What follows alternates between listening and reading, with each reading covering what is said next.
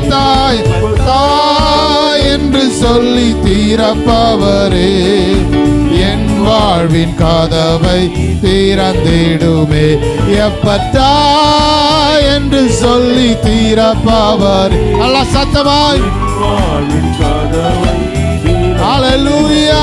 வானத்திலானாலும் ஆழத்திலானாலும் அடைப்பட்டதெல்லாம் தீரக்கோ. ஒரு வார்த்தை ஒன்று ஓம் வாயிலிருந்து புறப்பட்டாலுடன் தீரக்கோ. வானத்திலானாலும் நல்ல உற்சாகமாய் எப்பத்தான் திறக்க போகிறது.